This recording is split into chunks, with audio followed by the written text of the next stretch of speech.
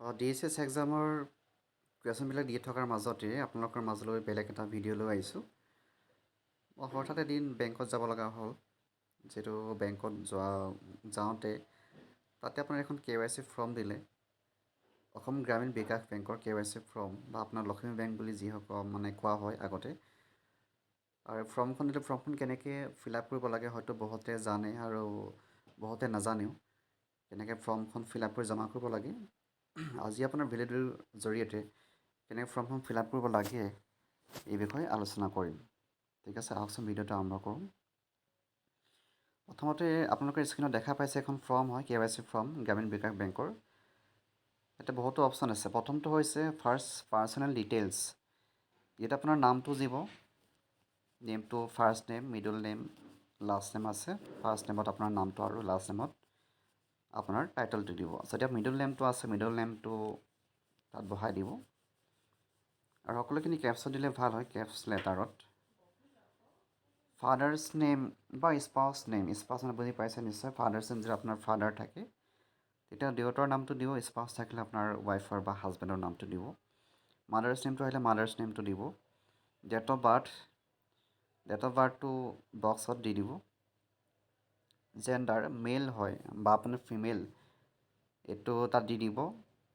Citizen তাতে আপোনাৰ in Indian দিব, এইটো টিক কৰি দিব।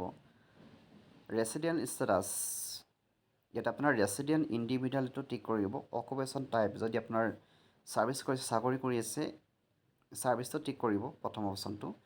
যদি প্ৰাইভেট কোম্পানীত কাম কৰিছে আপোনালোকে তেতিয়া প্ৰাইভেট ছেক্টৰটো দিব। যদি আপোনাৰ ধৰক ঘৰতে আছে বা যদি বিজনেছ কৰে ছেল্ফ এমপ্লয়ড দিব। যাতে আপুনি পঢ়ি আছে, পঢ়াৰ কাৰণে এটা অপশ্যন আছে। অ'কে, ষ্টুডেণ্টৰ কাৰণে দিব বা হাউচ ৱাইফ যদি থাকে হাউচ ৱাইফটো দিব। এতিয়া পাছপ'ৰ্ট চাইজ ফটো এখন তাত আঠা লগাই দি দিব, পাছপ'ৰ্ট চাইজ ফটো এখন। আৰু আপোনাৰ চাইনটো তলত কৰি দিব। তো নেক্সট আহিলে option number 2 tick of if applicable. এইটো আপোনাৰ কৰিব নালাগে, এইটো যিটো হয় এৰি দিব। থাৰ্ড নম্বৰটো আহিলে আপোনাৰ যদি পান কাৰ্ড বা ভোটাৰ কাৰ্ড যদি আছে এইটো টিক কৰি দিব। এইটো আইডেণ্টিটি প্ৰুফৰ হয়, টিক কৰি দিব আৰু তাতে পেন কাৰ্ডৰ বা ভোটাৰ কাৰ্ডৰ নাম্বাৰটো বহাই দিব।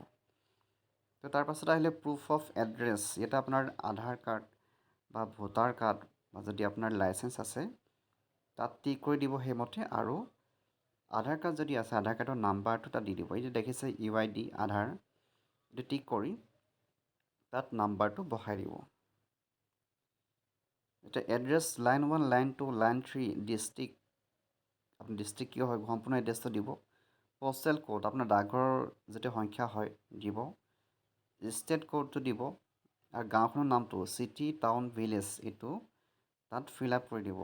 নেক্সট আহিলে কৰেছপণ্ডেঞ্চ। এইটো আপোনাৰ ছেইম এড্ৰেছৰ টিক কৰি দিব আৰু এড্ৰেছখিনি ফিল আপ কৰি দিব ছেইম। গাঁওখনৰ নাম বা আপোনাৰ ডাকঘৰৰ নামটো, আপোনাৰ এৰিয়া নামটো তাত দি দিব।